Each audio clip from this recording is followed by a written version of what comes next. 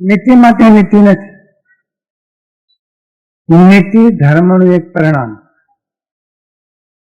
અને આધ્યાત્મિકતાનું એક શ્રેષ્ઠતમ ખીલેલું ફૂલ. નીતિની વ્યાખ્યા પણ બદલાઈ જાય.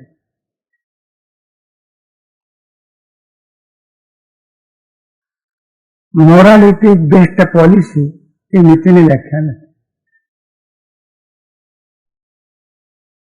પણ પ્રાણી માત્રની સાથે સરળતા પૂર્ણ નિર્દોષ વ્યવહાર એનું નામ નથી. સરળતા પૂર્ણ નિર્દોષ વ્યવહાર. મનમાં જુદું હોય અને વર્તનમાં જુદું હોય. એ માણસ બાહ્ય કર્મકાંડોથી ધાર્મિક કહેવાતો હશે અને અધાર્મિક ધાર્મિક નથી. અને એટલા જ માટે એક બહુ મહત્વના સૂત્રની વાત ચાણક્ય કરે અને સૂત્ર જીવનના તમામ ક્ષેત્રોમાં વાપરવાનું. આધ્યાત્મિક ક્ષેત્રમાં, ધાર્મિક ક્ષેત્રમાં, સાધનાના ક્ષેત્રમાં, વહીવટી ક્ષેત્રમાં, રાજકારણના ક્ષેત્રમાં, સત્તાના ક્ષેત્રમાં અને પ્રાપ્ત થતા અધિકારોના ક્ષેત્ર. આ એક જ પાયાની વાત એવી છે કે જો માણસ જીવનમાં સિદ્ધ કરશે તો બધા ક્ષેત્રોની એની સાધના સંકલિત થશે. અને માટે ચાણક્ય અડધી નીતિમાં કહે છે કે નિષ્પૃહો નાધિકારી છે. બહુ મોટો શબ્દ છે નિષ્પૃહતા. જેને કોઈ પણ જાતની સ્પૃહા નથી, અપેક્ષા નથી, અભિલાષા નથી, આકાંક્ષા નથી, ઈચ્છા નથી, કઈ જોઈતું નથી.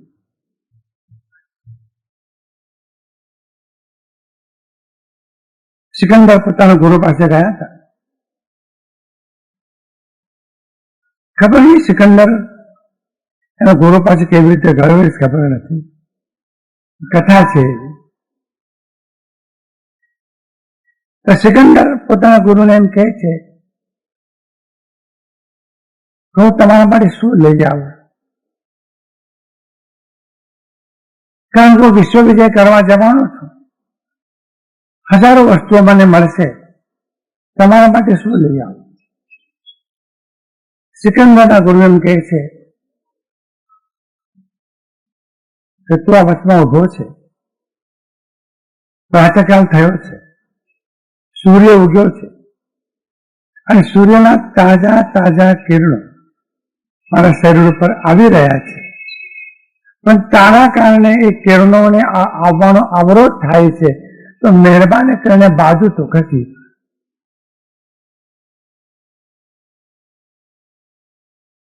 સિકંદરને તાકાત કરતા આ તાકાત વધારે છે.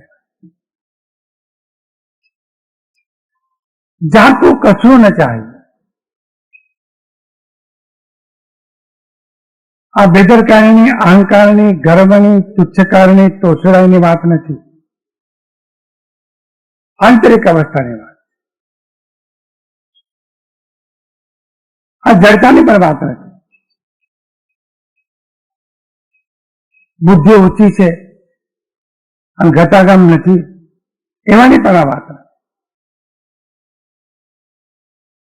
તીવ્રપણે હૃદયની સંવેદનશીલતા અને હાઈલી આઈક્યુ લેવલ હોવા છતાં અને પૂરું સામર્થ્ય હોવા છતાં જેને કઈ જોઈતું તો બે શબ્દો નિસ્પૃહ. સ્પૃહા એટલે અભિલાષા, આકાંક્ષા, ઈચ્છા, જોઈ.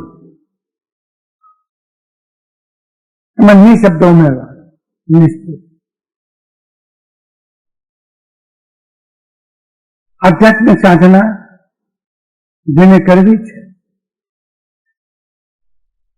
એ વિષયનું કોઈ ઘોલ કે લક્ષણ નથી રાખવામાં આવ્યું. બહુ એક શબ્દ આપવામાં આવ્યો કે આધ્યાત્મિક સાધના સ્વરૂપની અનુભૂતિ માટે છે, બીજો કોઈ શબ્દ નથી, જેને સ્વાનુભૂતિ કહે છે. ચૈતન્યની આત્માની સ્વાનુભૂતિ.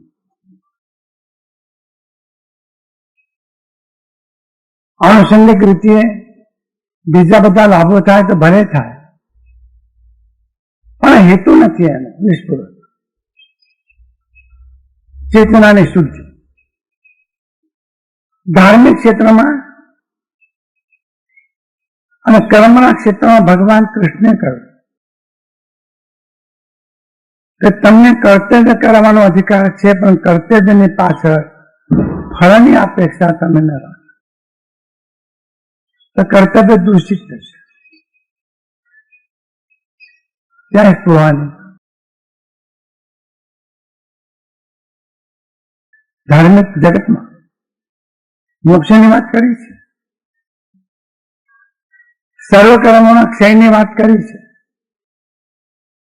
ઈશ્વરના દર્શનની વાત કરી છે, પરમાત્માને પ્રાપ્ત કરવાની વાત કરી છે. અને શરૂઆતમાં એક તબક્કે તો એવું કહેવામાં આવ્યું કે માત્ર નિષ્કામ ભાવે તમને પ્રાપ્ત થયેલું કર્તવ્ય કર્મ કરો, ફળની અપેક્ષા ન. એ કર્તવ્ય શ્રેષ્ઠ થશે, ઉત્તમ થશે. જોજો આપણી કોઈ પણ નાની ધાર્મિક સાધના ફળ સાથે સંકળાયેલી ન હોય એવું જોવા નહીં મળે. અને પ્રારંભમાં શાસ્ત્રોમાં વર્ણનો છે, ધનતો ધનમિચ્છોરામ કામદ કામિચ્છતામ ધર્મેવ વર્ગસ્ય પારંપર્યન સાધક. અને શરૂઆતની વાત છે, સ્ટાર્ટિંગ. બાપાને કહીએ છીએ તો 2 કલાક વાંચીશ ને અને આઈસ્ક્રીમ ખવડાવ્યું કે પ્રેમ નથી ભાવતો તમને, વાંચતા બેસે એટલામાં. હવે બાપાને ટેવ પડી જાય છે, આઈસ્ક્રીમ આપો તો જ વાંચતા બેસો, નવી ઉપાધિ. શરૂઆતમાં કહેવામાં આવે છે તમને આ મળશે, આ મળશે, આ મળશે. એકી ઝાટકે પછી એમ કહ્યું નિષ્કામ.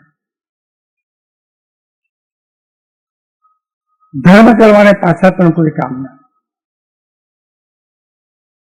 જ્ઞાની પુરુષોત્તમ કહે છે દુઃખ આવી પડે તો ભક્ત ભગવાનને કહેતો નથી કે ભગવાન તું ખાડું કરો. દુઃખ તમારી પેદાશ છે અને પ્રેમ તમારું પ્રદાન છે. મારી પેદાશ હું ભોગવી લઈશ, હું તમને એમ નહીં કહું બધું ખાડું કરો. અમારો અહંકાર ગર્વ નથી, તો એટલો પણ પરિશ્રમ તમને આપવો નહીં. ભૂલ અમારી છે, કર્મ અમે કર્યા છે, તો એના પરિણામ અમે ભોગવ્યું, હસ્તે મોડે ભોગવ્યું. કર્મ જયારે કર્યા ત્યારે કોઈને પૂછવા ગયા તો ક્યાં કરીએ? ના, કર્યા છે તો પરિણામ ભોગવ્યું. આ ભક્તની આંતરિક સત્વની અવસ્થા. અને એટલા માટે બહુ મોટું પાત્ર સુદામા છે.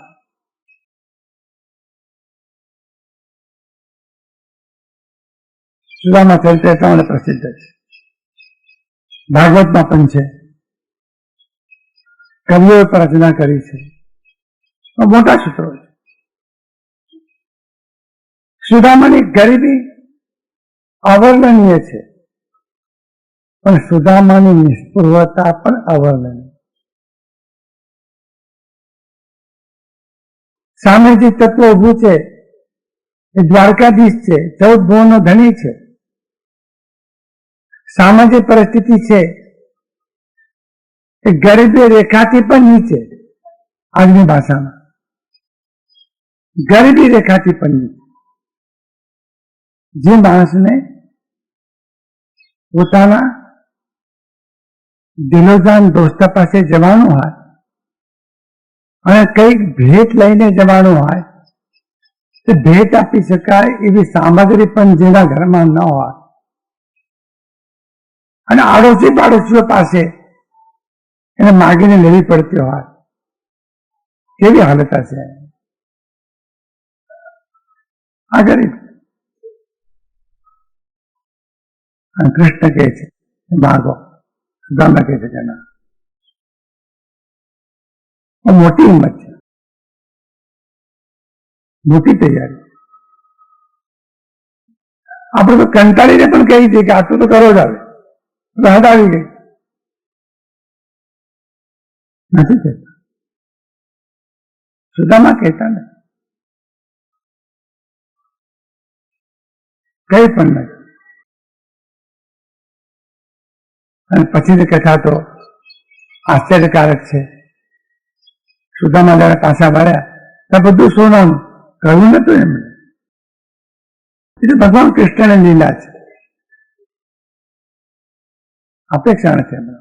નિસ્પૃહ ભક્તનું મુખ્ય લક્ષણ નિસ્પૃહ, જ્ઞાનીનું મુખ્ય લક્ષણ નિસ્પૃહ, ધ્યાનીનું મુખ્ય લક્ષણ નિસ્પૃહ, સાધુનું સંતોનું મુખ્ય લક્ષણ નિસ્પૃહ. ધ્યાન કશા તરફ ના હોય. કારણ છે અંદરથી તૃપ્ત,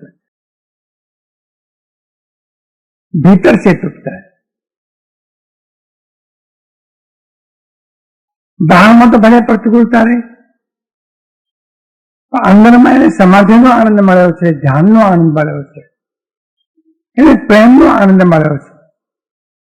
અને ધ્યાનના સુખની આગળ જગતનું કામ સુખ ક્ષણિક છે.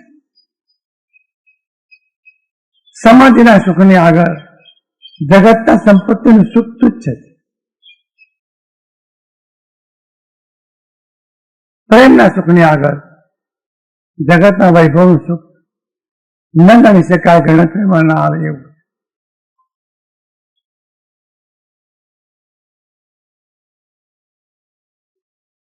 કારણ અંદરની અવસ્થા જે નિષ્પૃહ હશે. હવે ચાણક્યની ત્રીજી મહત્વની વાત કરેલી છે, પણ ધીમે ધીમે નીચે આવીએ છીએ. પહેલા આધ્યાત્મિકતાની વાત કરી, બીજા નંબરે ધાર્મિકતાની વાત કરી, અને ત્રીજા નંબરે વ્યવહારની વાત કરી, અને એમાં રાજકારણની પણ વાત. ચાણક્યને એમ કહેવું છે કે જે નિષ્પૃહ છે એ કોઈ પણ પદનો અધિકારી થવાની અપેક્ષા અંદરમાં રાખતો નથી. અને મારે ચાણક્યને એમ કહેવું છે કે અધિકાર અગર તમારે કોઈને પણ આપવો જો હોય તો નિષ્પૃહને જ આપશો, બીજાને ના આપશો. 3 કરોડ દર વર્ષે વાપરવા મળે એમણે તો આપશો જ નહીં અધિકાર.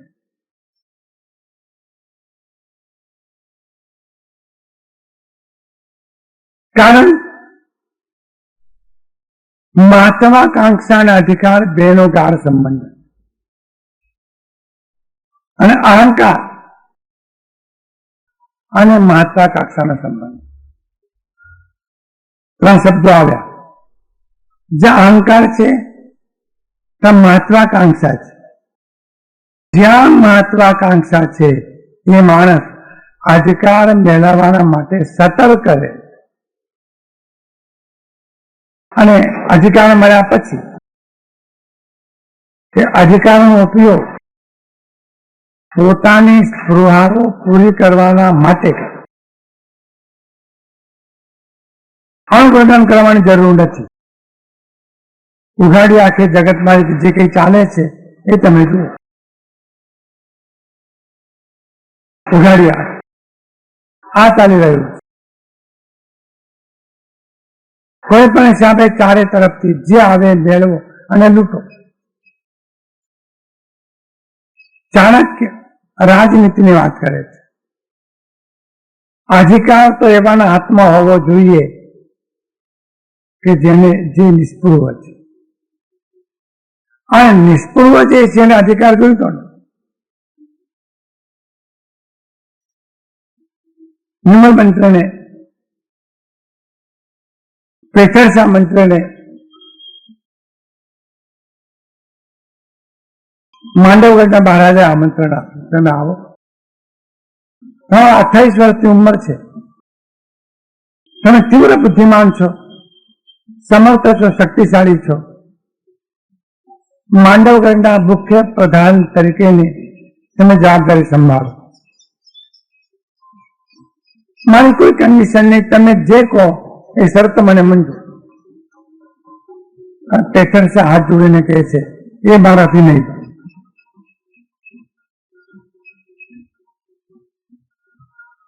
હું 2 સત્તાઓને રાજ્ય રાખી નહીં શકું. 2 સત્તાઓને એ શક્ય નહીં બને મારાથી. કોઈ પણ એક સત્તાનું રાજ્ય રાખી શકું. અને મહારાજ અહીં આવતા પહેલા મેં મારા માથે મારા સદગુરુની અને મારા પરમાત્માની સત્તા સ્વીકારી લીધી. મારે એમને રાજ્ય રાખવાના છે. હું તમારો સ્વીકાર જો કરું, મારે તમને પણ રાજ્ય રાખવા પડે, અને તમને રાજ્ય રાખવા જતા પરમાત્મા સદગુરુ નારાજ થાય, મારા જીવનનો અર્થ. માંડવગઢના મહારાજાને એમ થાય છે કે સત્તા આપવા જેવું આના જ હાથમાં આપવા જોઈએ. મારો પ્રાતઃકાલ ભગવાનની પૂજામાં જાય 3 કલાક. પહેલા અભિષેક, પછી ચંદન, અને પછી ફૂલોની આંગી.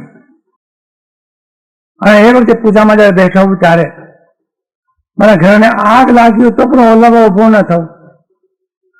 તમે તો રાજા છો, તમને ગમે ત્યારે મારું કામ પડે, અને તે વખતે મને તેડું મોકલો અને હું ના આવું, મારા માટે બરાબર મારા નહીં. ઇતિહાસમાં પેથરસાનું નામ રહ્યું, વસ્તુપાલ તેજપાલનું નામ રહ્યું. આજે જેવો છે એમનું નામ ઇતિહાસમાં કેટલું રહેશે, ઇતિહાસ જાણે. અને રહેશે તો કેવું રહેશે પણ ઇતિહાસ જાણે.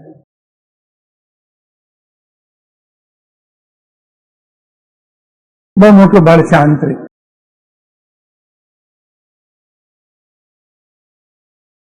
મહત્વાકાંક્ષી વ્યક્તિ અધિકાર મેળવવા સતર્ક રહે છે અને તમામ પ્રકારના પ્રયત્નો કરીને અધિકાર મેળવે. સત્તા બહુ કામ કરે છે. સંપત્તિ પણ મેળવી શકાય, વૈભવ મેળવી શકાય, માનપાન મેળવી શકાય, અધિકાર મેળવી શકાય, બીજા પર રોપ છાંટી શકાય, મનનું ધાર્યું કરી શકાય. સત્તા હાથમાં હોય. સત્તા એ સેવાનું સાધન, એ વિક્રમ માટે, રાજા ભોજ માટે, કે ભગવાન રામચંદ્રજી માટે, આપણા માટે. મને ચાણક્ય પહેલી વાત કરે છે કે નિષ્પૃહ નાધિકારી શા. જે નિષ્પૃહ છે એ ક્યારે પણ અધિકાર પ્રાપ્ત કરવાની આકાંક્ષા રાખતો નથી. ચાણક્ય એમ પણ કહે છે કે અધિકારને સત્તા આપવા જેવા જો હોય તો અમારે જ આપવા જેવા છે. આ ચાણક્ય નીતિની વાત છે. શ્રેષ્ઠ રાજ્ય વાતો તો ભાષણો તો ન થાય. શ્રેષ્ઠ રાજ્ય નિષ્પૃહ અધિકારીઓ જેમને માત્ર પ્રજાના પીડાની ચિંતા.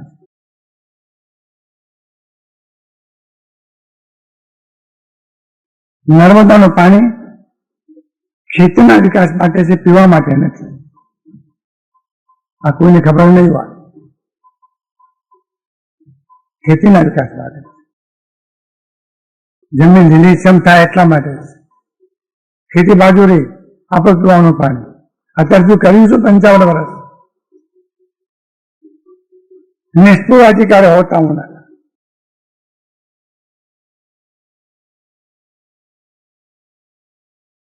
અને આવી નિષ્ઠુરતા જેને પાસે છે એનું કાર્ય શ્રેષ્ઠ હશે. પહેલી વાત નાકામી મંડન પ્રિય. બીજું સૂત્ર જેની અંદરમાં કશું કામના નથી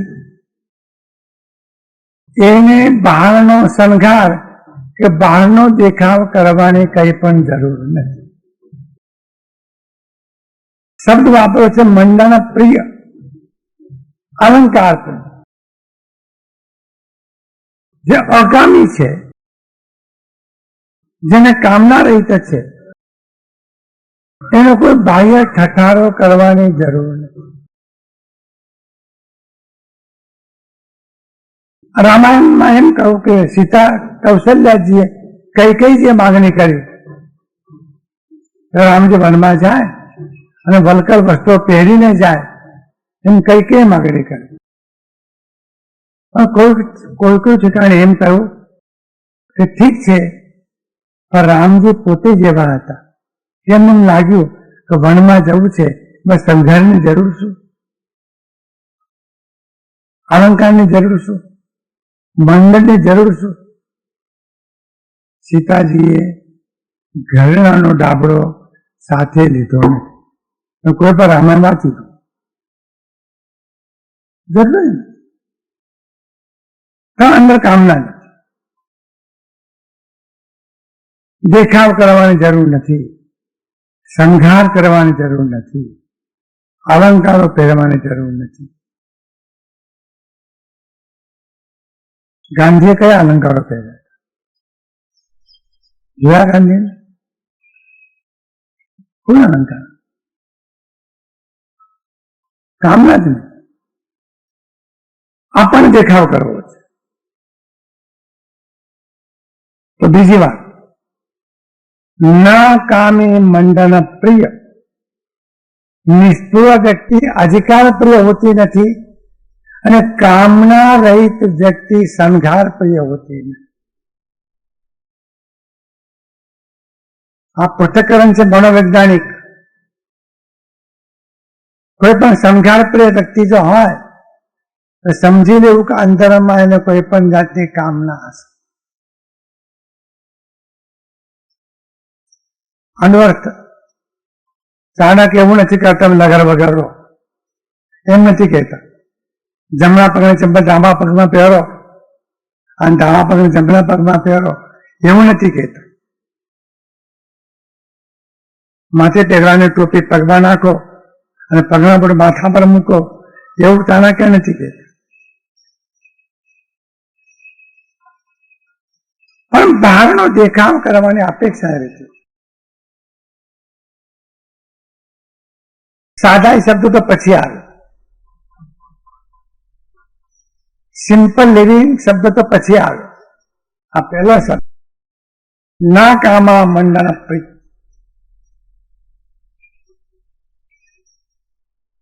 ત્રીજું સૂત્ર રોજ બરોજના જીવનમાં ઘણું મહત્વનું.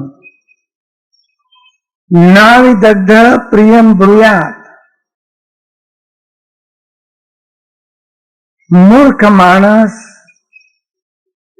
કદી પણ પ્રિય વચન બોલી શકતો નથી. સમજાય છે? મૂર્ખ માણસ જે બુદ્ધિહીન છે, મારે પ્રિય વચન બોલી શકતો નથી, એ મૂર્ખ છે એમ કહો. મૂર્ખ માણસ પ્રિય વચન બોલી શકતો નથી એમ કહેવા કરતા પ્રિય વચન જે બોલી શકતો નથી તે મૂર્ખ છે એમ કહો. ચાણક્ય બીજો શબ્દ વાપર્યો છે. અકુશળ વ્યક્તિ પોતાની કહેવા જેવી સાચી વાત પણ મધુર કંઠથી પ્રિય ભાષામાં અને શાંતિથી કહી શકતો નથી. પ્રસન્નતા આવશે જીવનમાં કહેવાના, પ્રસન્નતા આવશે. કેવી રીતે કહીશું?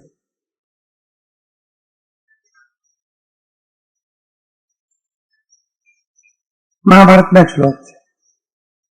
કોકે પૂછ્યું હશે કે જગતમાં સૌથી મોટો શ્રેષ્ઠ વશીકરણ કયું? છાપામાં જાહેરાત આવે છે વશીકરણ મંત્રોની. સ્ત્રીઓને ક્યાં જરૂર પડે છે, અને પુરુષોને પણ જરૂર પડે.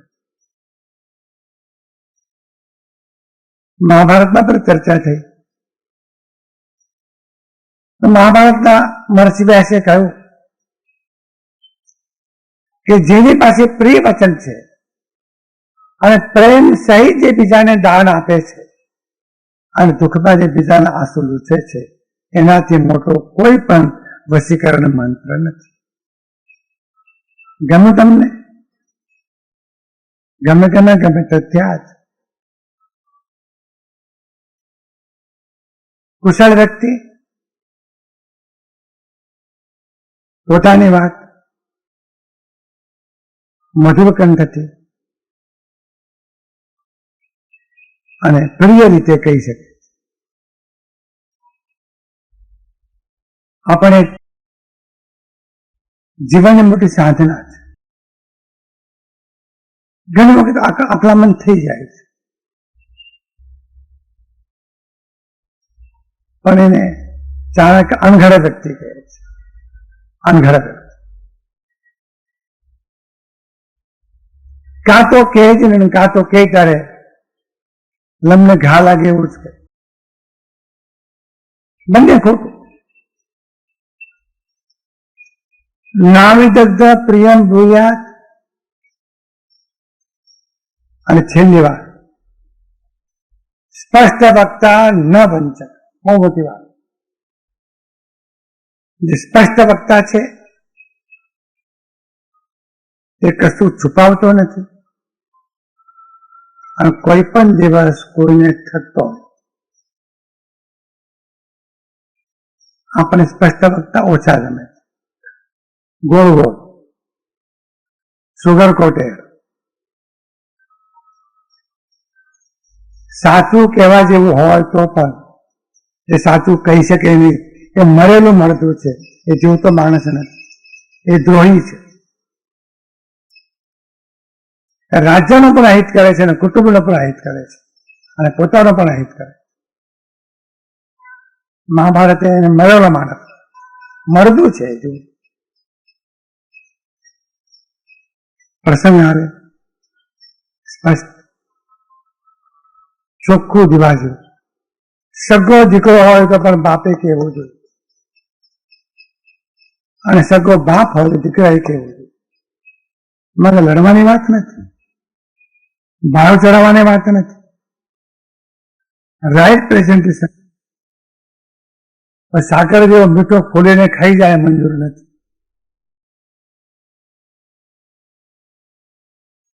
જગતમાં ચાલે. એટલા માટે એમ કહું કે વક્તા દસ સહસ્ત્રેષુ એક તારણ આપ્યું કે 10,000 માણસમાં કોક એક જ વક્તા હોય. અરે આજે કેટલાય વક્તાઓ છે, છતાં બધી વ્યાખ્યાનો આપી શકે છે. જેમ કેમ કહો છો તો સ્પષ્ટ વક્તા સદા વક્તા. સ્પષ્ટ વક્તા છે એને વક્તા કરીએ. સ્પષ્ટ વક્તા પણ ઘણો પોતાની વાત સુંદર રીતે મધુર ભાષામાં કે એવો પણ ખરો. એવા માણસના ખોળામાં માથું મૂકવા જેવું છે, કારણ એ ક્યારે પણ ગળું નહીં કાઢે,